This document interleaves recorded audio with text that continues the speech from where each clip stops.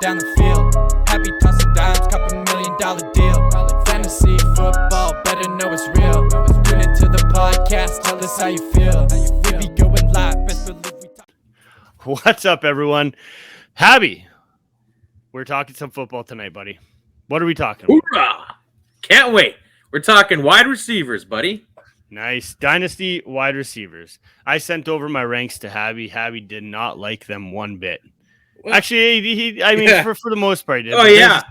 There's a few. I gotta There's a give you few. shit about that, too. He did. First, let's tell the real story. You sent me over some rankings.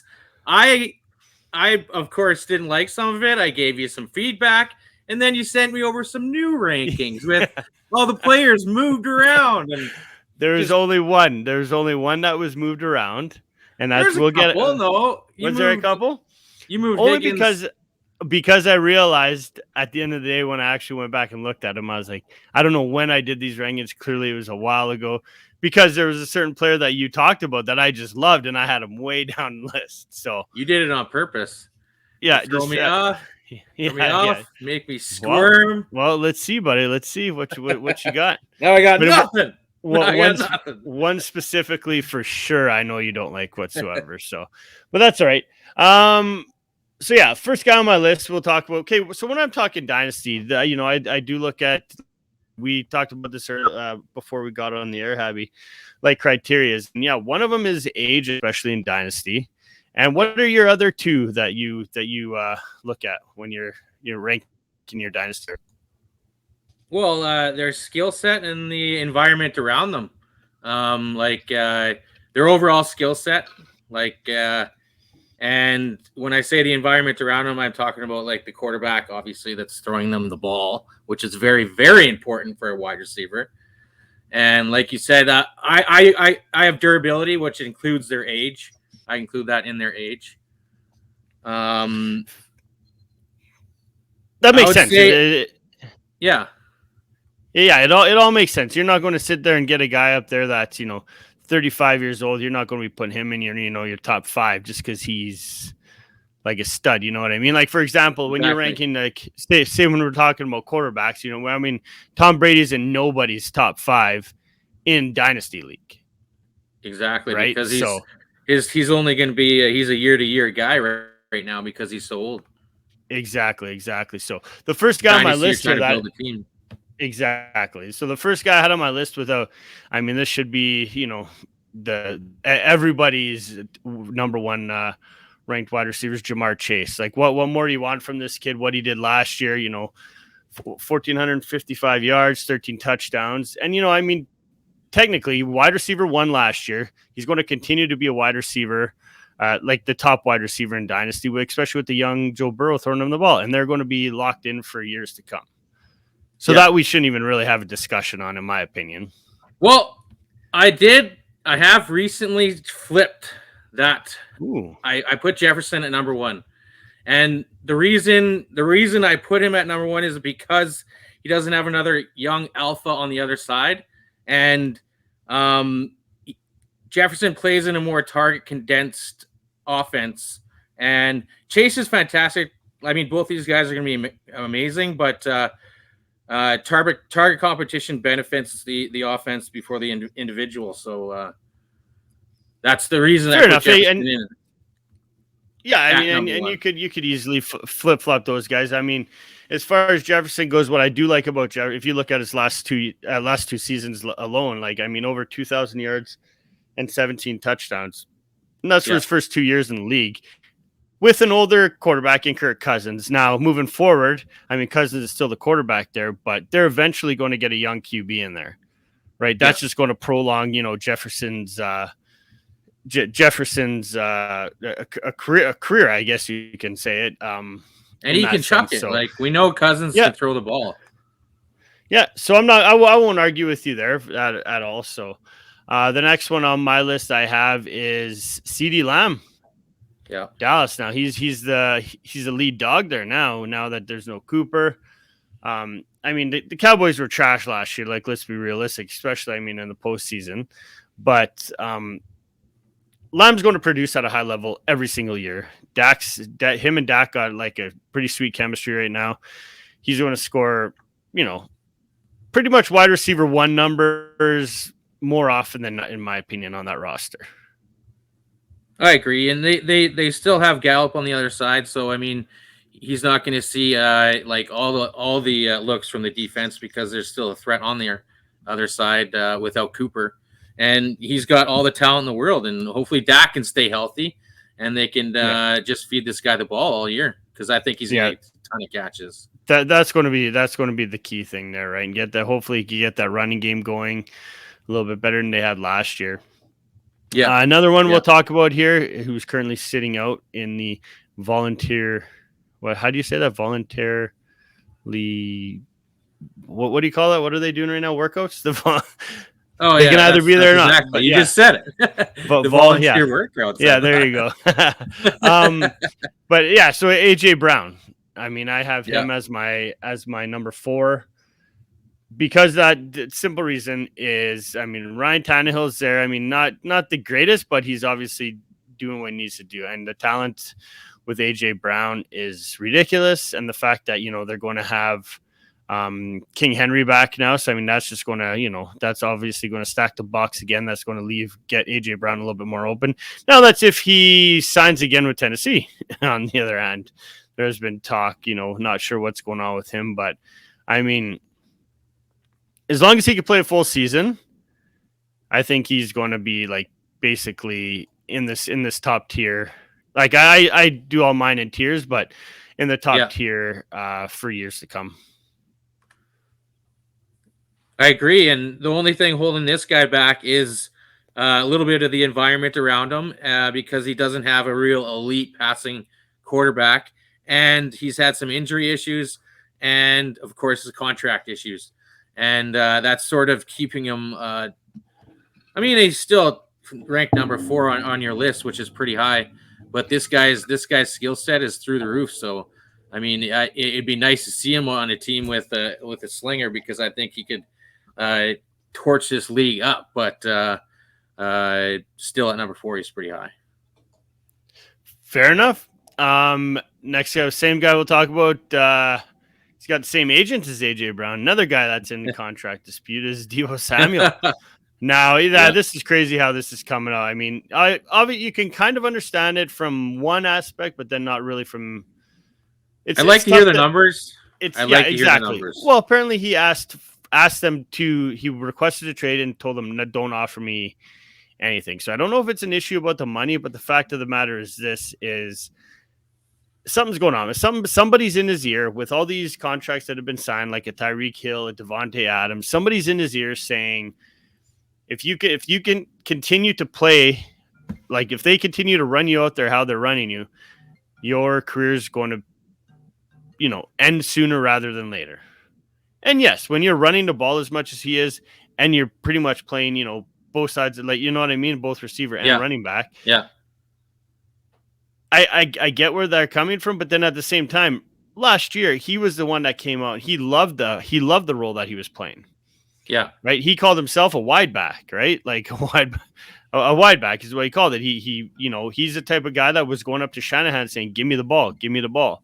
But then all of a sudden now, because you see, Tyreek Hill, Devontae Adams, and these guys are elite players. I'm not saying I still won't consider Deebo an elite player right now because of the fact of the matter is he's done it for 1 year, right? Yeah. We've seen Tyreek Hill do it year in, year out. We've seen Devontae Adams. Still a shit ton of money. I can understand where he's coming from. He's seen all these guys get paid. He wants to get paid. So I'm not sure what's going to happen overall with that situation. I wish I was able to talk to Chapman, host of the 49ers Rush podcast. I was just about to say that. But yeah, but unfortunately, this came out after I had him on the show, so we'll see what happens. But I still will. Go ahead. What do you think happens with San Francisco if they lose Deebo? I think they go up in flames, man. Like I don't know how you get rid of a guy. I mean, look at this guy's stat. Stat line. He racked up over 1,400 yards receiving, 15 total touchdowns. I mean, that's insane, right? That's not even including his rushing yardage. So I mean, this is a guy that's versatile, like beyond belief, and he could do everything. So Yeah. I mean, I'd like that. Like, all right, is that the issue that they're having? Is that San Fran sort of wants to pay him as a running back I'm not because he's sure. getting Like, beat up like a running back? He's taking yeah, those hits, and from or what like a wide receiver. yeah, from what I understand, I heard the only thing I heard rumor wise was that it's not about the money. Yeah. But then like, does he just want to strictly play wide receiver, or does he strictly just want to play running? Obviously he wants to be a wide receiver because that's where the money's at, right? I mean, what's the max contract you could get for a running back compared to a receiver? There's millions of dollars difference there, right? Oh yeah, for sure. So I guess that aspect you can see if it is about the money, but if I'm any other team, like especially going into the draft a few days away, like the Jets, for example, you got a bunch of picks in the first round. Go give your 10th round pick, go give your first round pick 10 to San Fran for Debo. I think people should make aggressive deals for him, because whatever you're going to get out of Debo, as long as he gets traded, he's going to be happy wherever he goes, I think. Do you know what I mean? Because they're going to probably pay him. They'll give him an extension.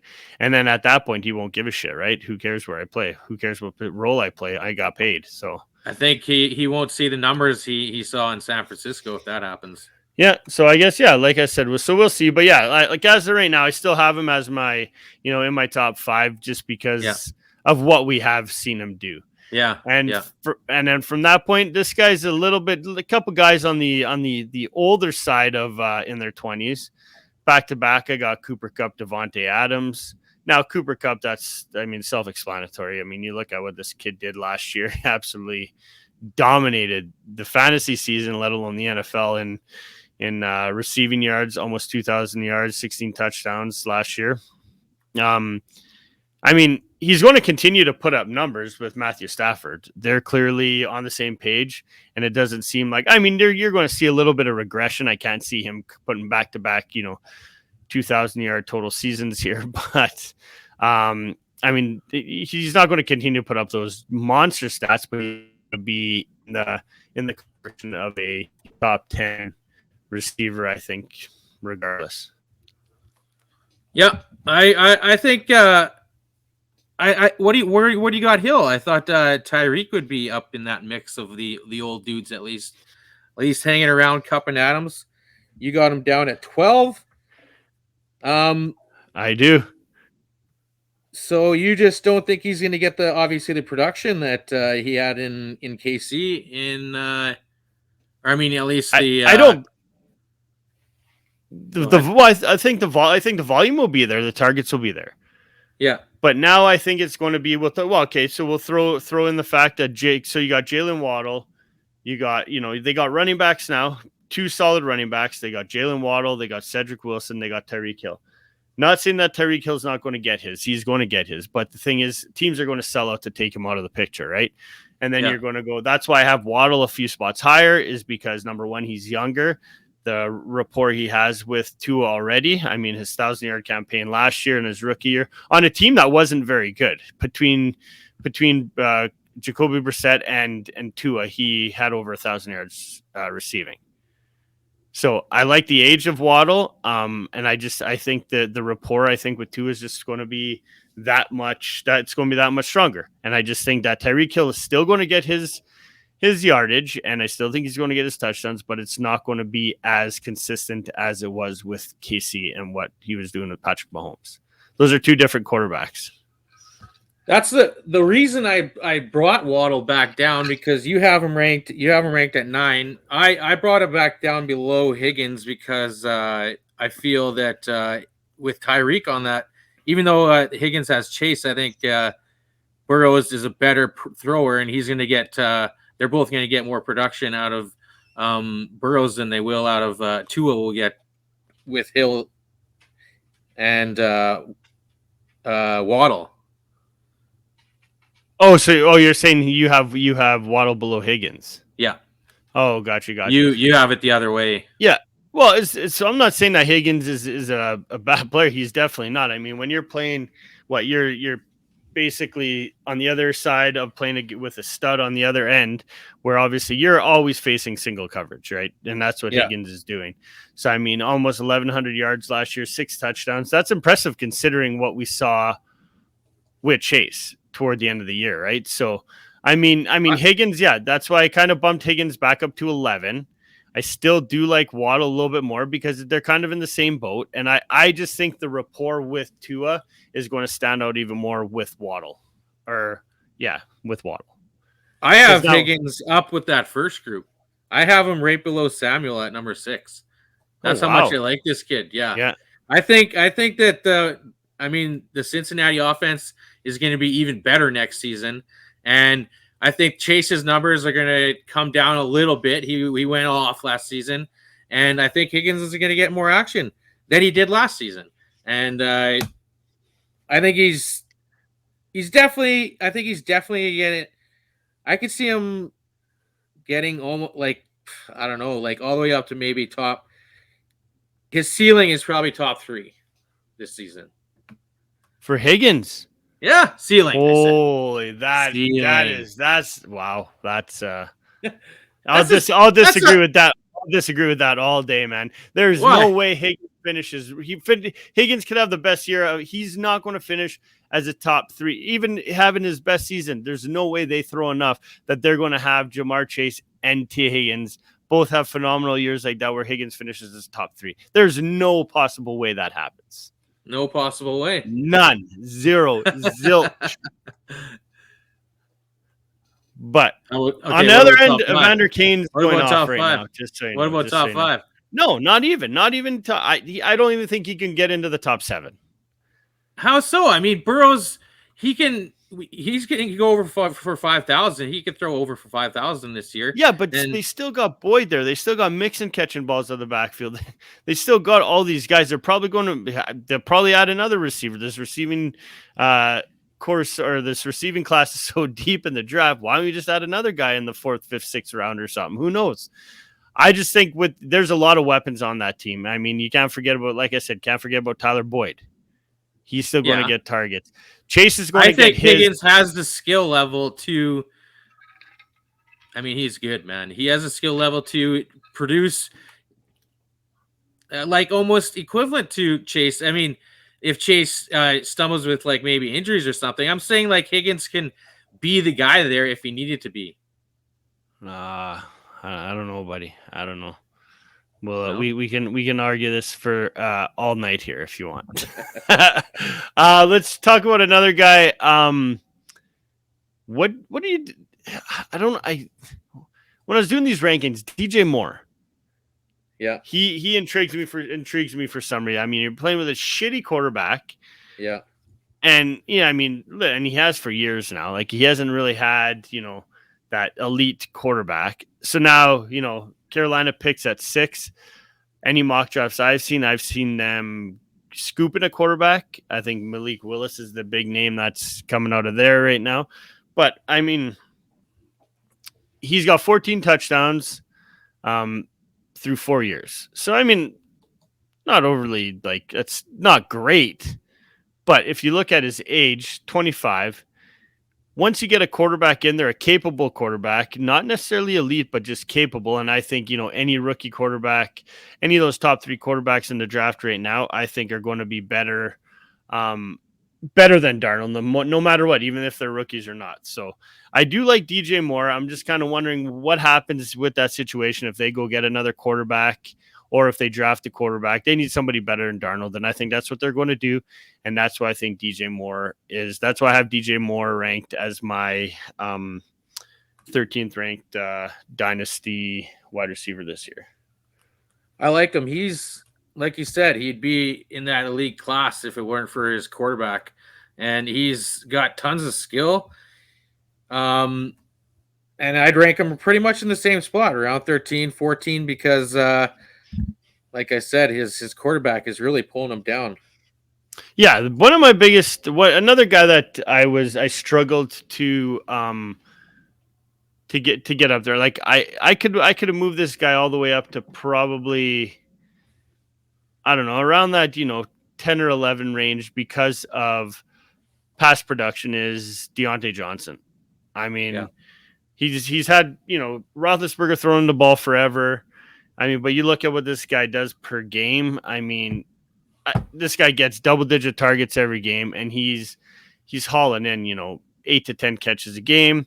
And now you got Mitch Trubisky there, which is not a sexy name, but he can sling the ball. He showed that in the past. So, I mean, as long as he, Johnson retains that target share and continues to, to put numbers up like that, I still think he's going to be a solid option. I hope that Trubisky works out there. I hope he finds a second level, and because he's got tons of weapons there. And like you said, Johnson he's another one of those elite receivers hampered by a bad quarterback right now. But we've seen what he can do with Ben, right? And he can make big plays, and he could be a go-to guy in the NFL as a number one receiver for sure. Yeah, I agree. So we'll see what happens there. Another guy we didn't really touch on at all before we end this show here is Stephon Diggs. Obviously, he's top 10, a little bit older, 28, right? So, I mean, how do you not have him in there with what he's done with Allen, right? I mean, his combined over the last 2 seasons, almost 2,800 yards and 18 touchdowns. So that's insane numbers. So I don't care how old you are. Exactly. That's what I was just going to say. It doesn't matter how old. I mean, 28's not exactly. I mean, it's not that old yet. No. But as long as he's being like he's the number one receiver for Allen, like he's going to be good for the next at least 4 years. Well, yeah, and I mean he just got an extension too, right? So I mean that's where you looked at it. I mean you go Cooper Kupp and you go Stephon Diggs. You cannot ignore pass production because of his age in Dynasty, in my opinion. I mean, obviously, age is a big thing. Like you said, you're trying to build around a team. But, if I have, for example, I have Cooper Kupp in our Dynasty League.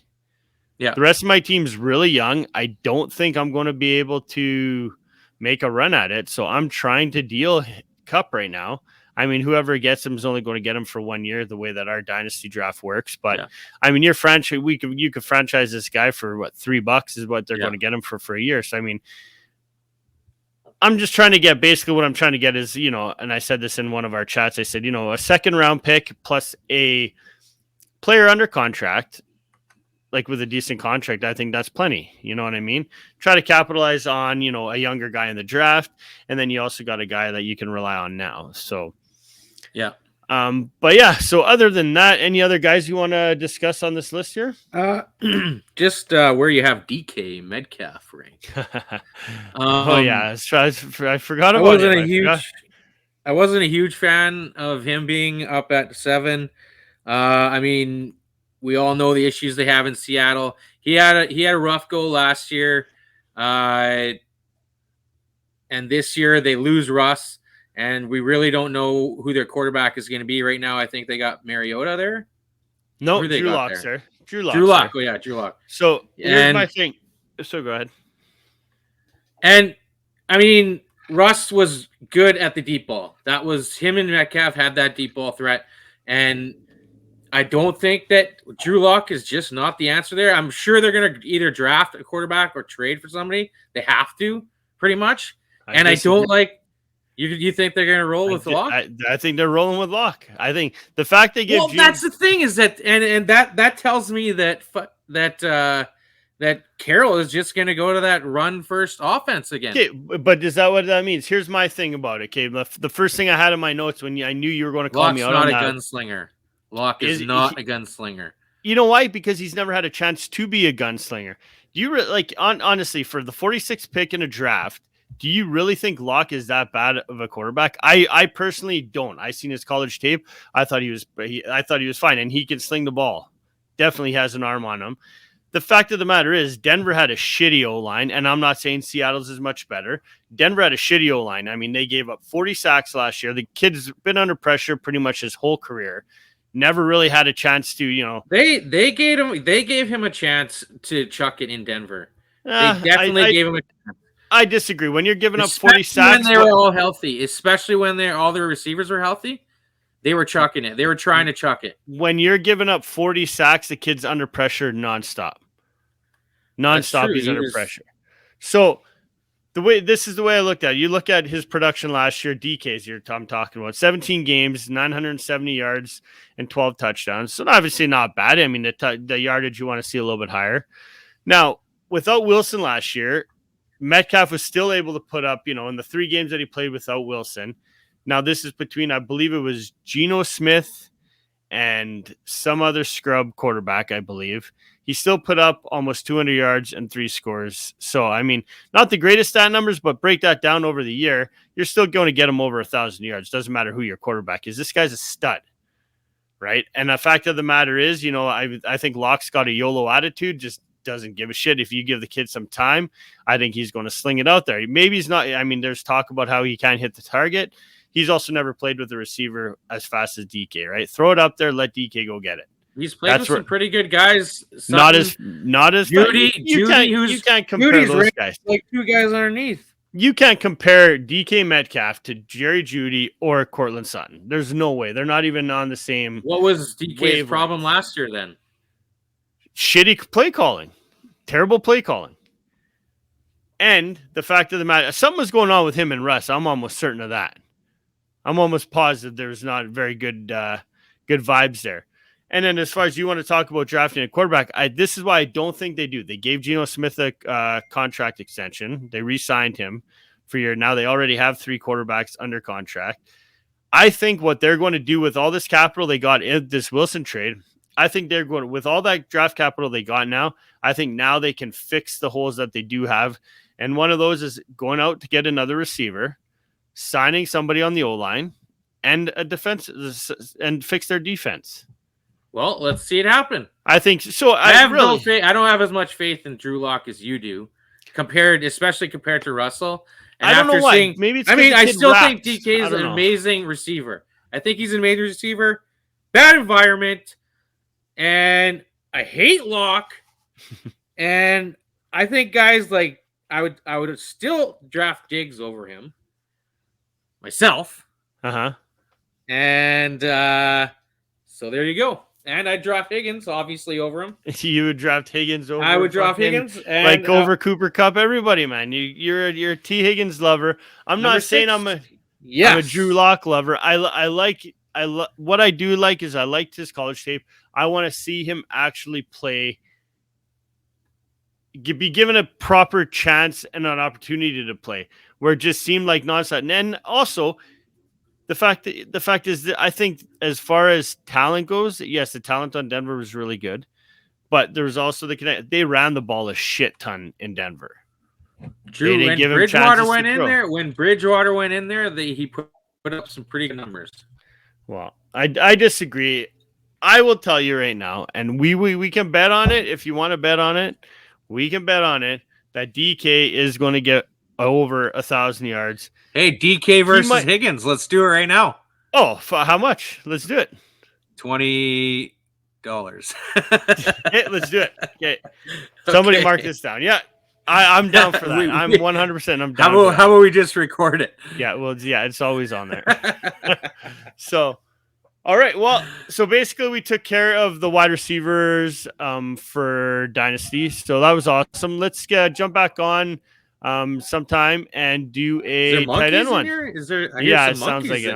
I'm trying to talk extremely loud now, just so you don't hear that stuff upstairs. My dogs are animals. There's a party on it. There's a block party happening on our street right now. So. Oh yeah. Yeah, there's lots of barking. I can only imagine. So yeah, exactly. I want to go crash it and maybe get some whiskey or something. But anyways, so thanks again for listening, guys, and we will be back very shortly for another episode on our Dynasty Tight Ends. Peace.